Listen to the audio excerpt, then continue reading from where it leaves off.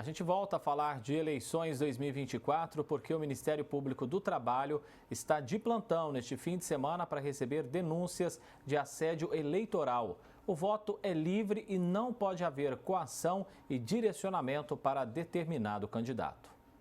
O Ministério Público do Trabalho está de plantão hoje até às 4 horas da tarde e amanhã das 8 às 5. O objetivo é assegurar ao trabalhador que ele exerça com liberdade o direito ao voto. Qualquer tipo de assédio eleitoral deve ser denunciado. Um exemplo que eu posso dar é, no dia da eleição, o empregador não pode impedir o trabalhador de se dirigir até o seu local de votação para votar.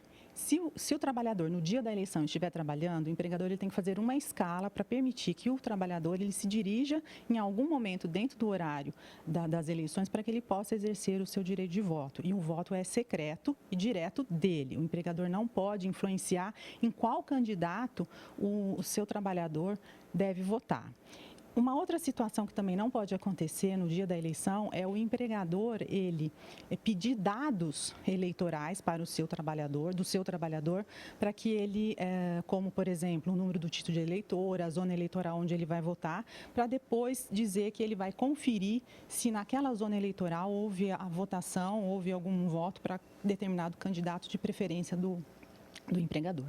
A empresa ou órgão público que cometer assédio eleitoral poderá ser processado na Justiça do Trabalho sob pena de pagar indenizações por danos morais, individuais ou coletivas. Isso configura crime eleitoral e pode gerar ainda prisão e multa ao empregador. A penalidade ela pode ocorrer em duas esferas, na esfera criminal e na esfera trabalhista. Na esfera trabalhista, que é de âmbito de competência do Ministério Público do Trabalho, o empregador ele pode responder através de uma ação civil pública. O Ministério Público, na verdade, primeiro ele abre um inquérito civil para fazer uma investigação e, se for apurado que realmente uma conduta considerada como de assédio eleitoral ocorreu, o empregador ele poderá ser chamado para assinar um termo de ajuste de conduta com o Ministério Público, se comprometendo para que no futuro, numa próxima eleição, ele não mais cometa aquela conduta infracional e de caráter eleitoral e também responder com uma indenização por dano moral coletivo, por assédio eleitoral.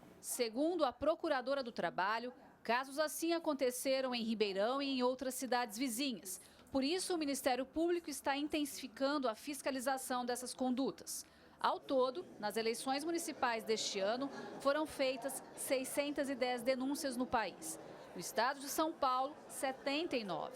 Dessas, 45 no interior, 6 na região de Ribeirão, sendo 4 aqui na cidade, uma em Pradópolis e outra em Barretos. Tudo aquilo que tira a liberdade do trabalhador, do empregado, de ter a sua escolha, né, na hora de votar, a sua escolha livre. São condutas que muitas vezes acabam, inclusive, causando um preconceito, uma discriminação com o empregado que, eventualmente, tem um posicionamento diferente do empregador. O advogado especialista em direito eleitoral acrescenta ainda que o trabalhador tem direitos garantidos caso queira deixar o emprego por assédio eleitoral. A chamada rescisão indireta, ou seja, o empregado pede a demissão, mas não perde os direitos que ele teria se ele tivesse sido demitido sem justa causa. Muitas vezes, principalmente o pequeno empregador, né, que não tem um conhecimento mais profundo da seriedade desse período eleitoral, acaba coagindo os seus empregados a votar em benefício de um candidato do seu interesse.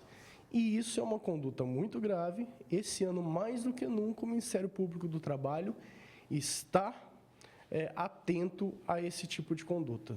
Gislene Lopes para o Jornal da Clube.